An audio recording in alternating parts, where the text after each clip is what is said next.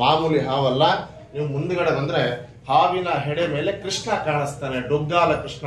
ಇಲ್ಲಿ ನೋಡಿ, ಮುಂದ್ಗಡೆ ಬಂದು ತೋರಿಸ್ತಾನೆ ನೋಡಿ, ಇದು ಹಾವಿನ ಹೆಡೆ. ಸೊ ಈ ಭಾಗವಾಗಿ ಆಂಧ್ರ, ಆ ಕಡೆ ಬಂದು ಕರ್ನಾಟಕ. ಈಗ ಕರ್ನಾಟಕ ಹೋಗ್ತಾ ಇದೀವಿ. ನೋಡ್ರಿ, ಕರ್ನಾಟಕ ಬಂದ್ಬಿಟ್ವಿ. Bridge, okay. ಹಾ ಕರ್ನಾಟಕದ ಅದು, ಓಕೆ.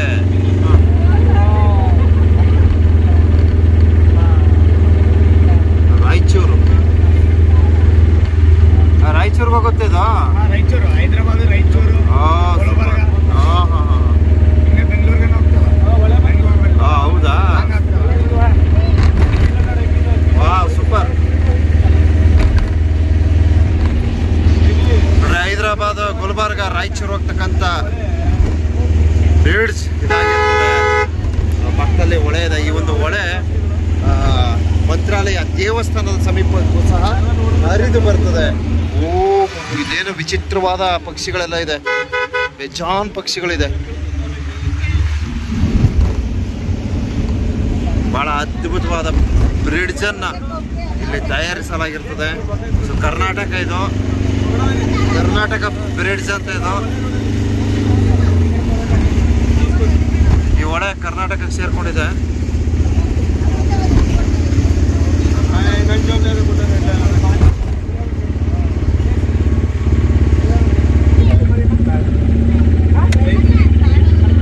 ಶ್ರೀ ರಾಘವೇಂದ್ರ ಸ್ವಾಮಿಗಳವರ ಏಕಶಿಲ ಬೃಂದಾವನ.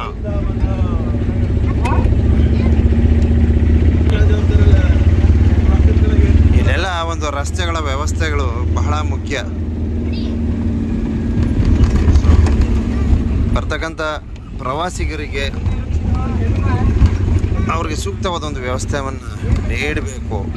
ಬರೀ ಟ್ಯಾಕ್ಸ್ ಹಾಕೋದೇ ಒಂದು ದೊಡ್ಡ ಸಾಧನೆ ಅಲ್ಲ, ಸೂಕ್ತವಾದ ಮೂಲಭೂತ ಸೌಕರ್ಯಗಳನ್ನು ನೀಡಬೇಕು.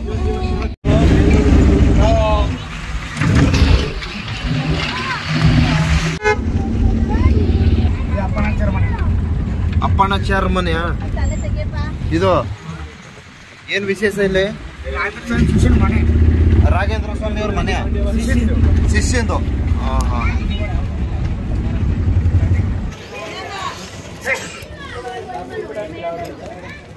ಅಪ್ಪಣಾಚಾರ್ಯರ ಮನೆ. ಪೂಜ್ಯ ರಾಘವೇಂದ್ರವರ ಸತ್ಯಧರ್ಮ ರಥಾಯ ಚ ವಚ ತಂ ಕಲ್ಪವೃಕ್ಷಾಯ ನಮತಾಂ ಕಾಮಧೇನುವೆ. ಬರ, ಈ ಸಂಸ್ಕೃತಗಳು ಓದ್ಬೇಕಾದ್ರೆ ಕಷ್ಟ.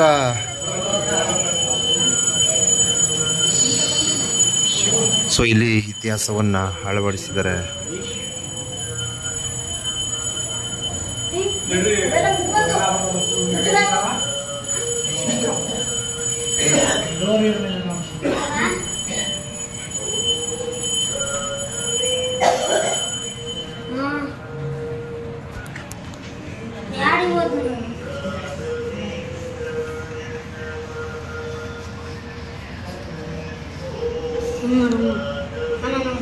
ಏ ಬರಪ್ಪ.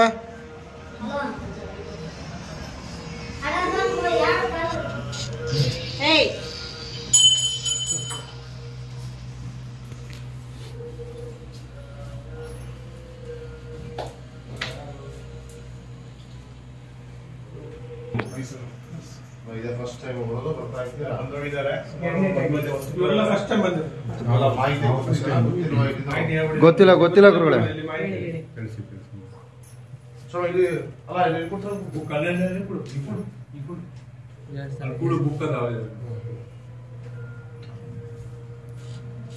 ನೋಡಿ, ಈ ಮನೆ ಶ್ರೀ ಅಪರ್ಣಾಚಾರ ಅವರ ಮನೆ. ಇದು ಅಪರ್ಣಾಚಾರ ಅವರು ಯಾರು ಅಂದ್ರೆ ರಾಘವೇಂದ್ರ ಸ್ವಾಮಿಗಳವರ ಶಿಷ್ಯರು. ನೀವೆಲ್ಲ ಪೂಜ್ಯಾಯ ರಾಘವೇಂದ್ರ ಮಂತ್ರ ಕೇಳಿದಿರಲ್ವಾ?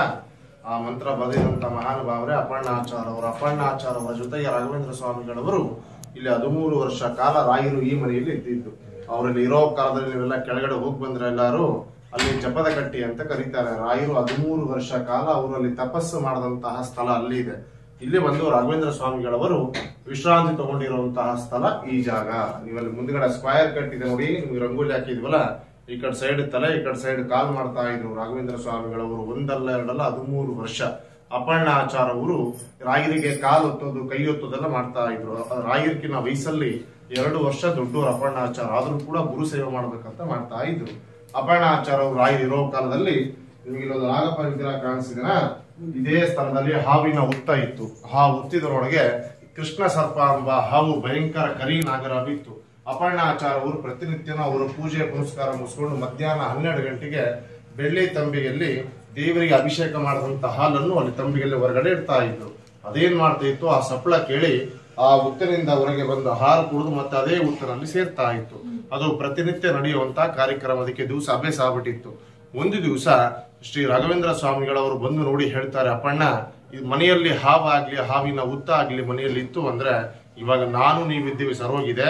ಇದು ನೆಕ್ಸ್ಟ್ ಬರುವಂತಹ ಜನರೇಷನ್ಗೆ ಮಕ್ಕಳಿಗೆ ಬರಂತ ಭಕ್ತಾದಿಗಳಿಗೆ ತೊಂದರೆ ಆಗುತ್ತಲ್ಲ ಅಂತ ಹೇಳಿ ರಾಯರು ಏನ್ ಮಾಡ್ತಾರೆ, ಹೇಗೋ ಒಂದ್ ಮಾಡಿ ಈ ಹಾವನ್ನು ಮನೆಯಿಂದ ಹೊರಗಡೆ ಹಾಕ್ಬೇಕು, ಈ ಹುತ್ತನ್ನು ಮನೆಯಿಂದ ತೆಗೆದಾಕ್ಬೇಕು ಅಂತ ಅವ್ರು ಏನ್ ಮಾಡ್ತಾರೆ, ಇದು ನಿಮ್ಗೆ ಸ್ಕ್ವೇರ್ ಕಟ್ಟಿದೆಯಲ್ಲ ಅದೇ ಕಟ್ಟಿ ಮೇಲೆ ಅದೇ ಸ್ಥಳದಲ್ಲಿ ಶ್ರೀ ರಾಘವೇಂದ್ರ ಸ್ವಾಮಿಗಳವರು ಕೂತ್ಕೊಂಡು ಪ್ರಾರ್ಥನೆ ಮಾಡ್ತಾರೆ, ಆ ಹಾವು ಹೊರಗಡೆ ಹೋಗ್ಬೇಕು ಅಂತ. ಆ ರಾಯರು ಪ್ರಾರ್ಥನೆ ಮಾಡ್ತಾ ಇದ್ರೆ ಈ ಹುತ್ತು ಒಳಗಡೆ ಇರುವಂತ ಹಾವು ರಾಯರ ಪ್ರಾರ್ಥನೆಗೆ ಮನೆ ಹೊರಗಡೆ ಹೋಗದೆ ಮನೆಯಲ್ಲೇ ಇರಬೇಕು ಅಂತ ಹುತ್ತನಲ್ಲೇ ಹಾವು ಕಲ್ಲಾಗ್ಬಿಡ್ತದೆ. ಹುತ್ತನಲ್ಲಿ ಹಾವು ಶಿಲೆ ಆಗ್ಬಿಡ್ತದೆ. ಇದೇ ಶಿಲೆ ಸಾಕ್ಷಾತ್ ಹಾವಿರೋದು ಶ್ರೀ ರಾಘವೇಂದ್ರ ಸ್ವಾಮಿಗಳವರ ಪ್ರಾರ್ಥನೆಗೆ ಶಿಲೆ ಆಗಿದ್ದು. ಇದು ಮಾಮೂಲಿ ಹಾವಲ್ಲ. ನೀವು ಮುಂದ್ಗಡೆ ಬಂದ್ರೆ ಹಾವಿನ ಹೆಡೆ ಮೇಲೆ ಕೃಷ್ಣ ಕಾಣಿಸ್ತಾನೆ, ಡೊಗ್ಗಾಲ ಕೃಷ್ಣ. ಇಲ್ಲಿ ನೋಡಿ ಮುಂದ್ಗಡೆ ಬಂದು ತೋರಿಸ್ತಾನೆ ನೋಡಿ. ಇದು ಹಾವಿನ ಹೆಡೆ. ಹಾವಿನ ಹೆಡೆಯಲ್ಲಿ ಹಾವಿನ ಕಣ್ಣಿದು. ಹಾವಿನ ಕಣ್ಣು ಮಧ್ಯದಲ್ಲಿ ಚಿಕ್ಕ ಮಗು ಟೈಪ್ ಕಾಣಿಸ್ತಿದೆ ನೋಡಿ. ರೌಂಡ್ ಮುಖ, ಮೇಲೆ ಕಿರೀಟ, ಇದು ಕೈ, ಇದು ಕಾಲು, ಇದು ನೆವೆಲಿಗೆರೆ. ಅಂದ್ರೆ ಹಾವಿನ ಹೆಡೆ ಮಧ್ಯದಲ್ಲಿ ಡೊಗ್ಗಾಲ ಕೃಷ್ಣ ಕಾಣಿಸ್ತಾನೆ. ಎಷ್ಟೋ ಜಾಗೃತಿ ಅಂದ್ರೆ ಈ ಕ್ಷೇತ್ರದಲ್ಲಿ ಏನು ವಿಶೇಷ ವೈಶಿಷ್ಟ್ಯ ಏನಂದ್ರೆ, ನಿಮ್ಮ ಮನಸ್ಸಲ್ಲಿ ಏನೋ ಸಂಕಲ್ಪಗಳಾಗ್ಲಿ, ಏನೋ ಬೇಡಿಕೆಗಳಿತ್ತು ಅಂದ್ರೆ ಇಲ್ಲಿ ಯಾರಿಗೇನ ಮದುವೆ ಆಗಿಲ್ಲ, ಮಕ್ಕಳಾಗಿಲ್ಲ, ಸಂತಾನ, ಮಕ್ಕಳ ವಿದ್ಯಾ ಬುದ್ಧಿ ಆಯುಷ್ಯ ಆರೋಗ್ಯ ಪರವಾಗಿ ಜಾಬ್ ಆಗ್ಲಿ, ಬಿಸ್ನೆಸ್ ಆಗ್ಲಿ, ಫೈನಾನ್ಸ್ ಆಗ್ಲಿ, ಫೈನಾನ್ಸ್ ಟು ರಿಕವರಿ ಆಗ್ಲಿ, ಕೋರ್ಟ್ ಕೇಸ್ ಆಗ್ಲಿ, ಸ್ಕಿನ್ ಡಿಸೀಸ್ ಆಗ್ಲಿ, ಮನೆಯಲ್ಲಿ ಸಂಸಾರದಲ್ಲಿ ಕುಟುಂಬದಲ್ಲಿ ನಿಮ್ಗೆ ಯಾವೇ ತರ ಪ್ರಾಬ್ಲಮ್ಸ್ ಇದ್ರು ಕೂಡ ಇದು ನಾವಿಲ್ಲಿ ಒಂದು ತುಂಬಿದ ಕಾಯಿ ಕೊಡ್ತೇವೆ. ಒಂದು ಕಾಯಿ 20 ರೂಪಾಯಿ ಇರುತ್ತೆ. ಉಂಡೆಯಲ್ಲಿ ಹಾಕಿ ಕಾಯಿ ತಗೋಬೇಕು. ನಿಮ್ಮ ಮನಸ್ಸಲ್ಲಿ ನಿಮ್ಮ ಹೆಸರು, ನಿಮ್ಮ ನಕ್ಷತ್ರ, ನೀವು ಯಾರಕ್ಕೋಸ್ಕರ ಮಾಡ್ತಿದ್ರೋ ಅವರ ನಕ್ಷತ್ರ, ಅವರ ಗೋತ್ರ ಹೇಳ್ಕೊಂಡು ನಿಮ್ಗೆ ಏನ್ ಬೇಡಿಕೆ ಇದನೋ 1-2 ನಿಮಿಷ ರಾಯರ ಹತ್ರ ಪ್ರಾರ್ಥನೆ ಮಾಡ್ಕೊಂಡು ಇಲ್ಲಿ ನಾಗಪ್ಪನ ಮುಂದ್ಗಡೆ ನಾವು ಕಾಯಿ ಇಡಿಸ್ತೇವೆ.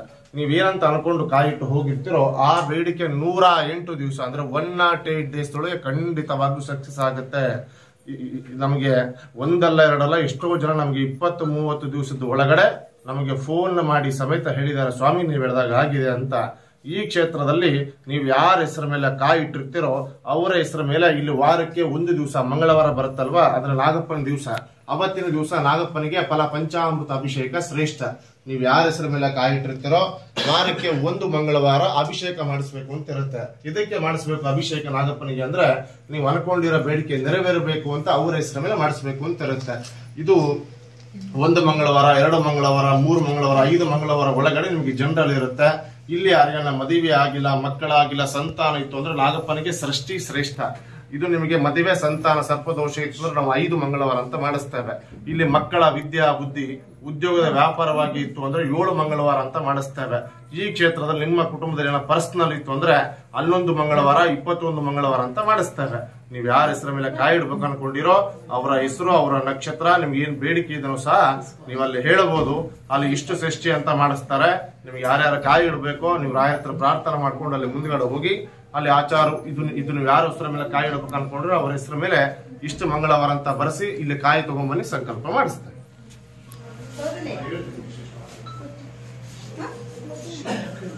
ಮಂತ್ರಾಕ್ಷತೆ ಕೊಡ್ತಾರಲ್ಲ ಮುಂದ್ಗಡೆ ಹೋಗ್ರಿ.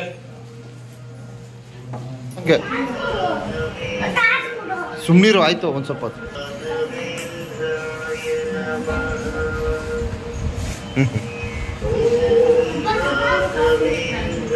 ಒಳಕ್ಕೆ ಹೋಗ್ಬಾರ್ದು, ತುಳಿಬೇಡಕ್ಕಪ್ಪ. ಆಕಾಯ್ತು ಬಿಡಪ್ಪ.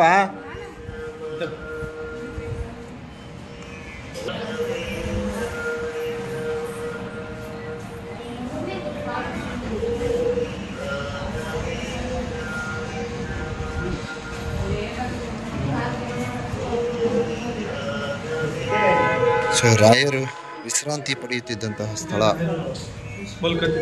ಹೌದು ಹೌದು.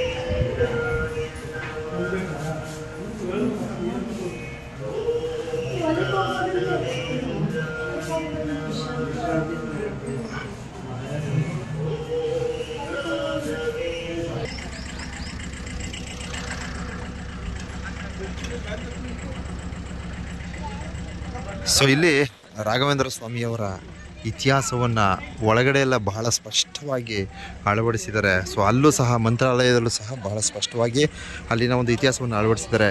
ಸೊ ನಮ್ಮ ಮಲೆ ಮಹದೇಶ್ವರ ಬೆಟ್ಟದಲ್ಲೂ ಸಹ ಇದೇ ಥರ ಮಹದೇಶ್ವರರ ಇತಿಹಾಸವನ್ನು ಅಳವಡಿಸ್ತಾರೆ. ತುಂಬ ಒಳಿತು, ತುಂಬ ಒಳಿತು. ಯಾಕಂದರೆ ಸಾಕಷ್ಟು ಜನಕ್ಕೆ ಮಾದಪ್ಪನ ಇತಿಹಾಸವೇ ಸರಿಯಾಗಿ ಸ್ಪಷ್ಟನೆಗಳು ಸಿಕ್ಕಿಲ್ಲ. ಅದರಿಂದ ಮಹದೇಶ್ವರ ಬೆಟ್ಟದಲ್ಲೂ ಸಹ ಈ ಥರ ಒಂದು ನಾಮಫಲಗಳ ಮೂಲಕ ಇತಿಹಾಸವನ್ನು ತಿಳಿಸಿದ್ರೆ ತುಂಬ ಒಳ್ಳೆಯದು.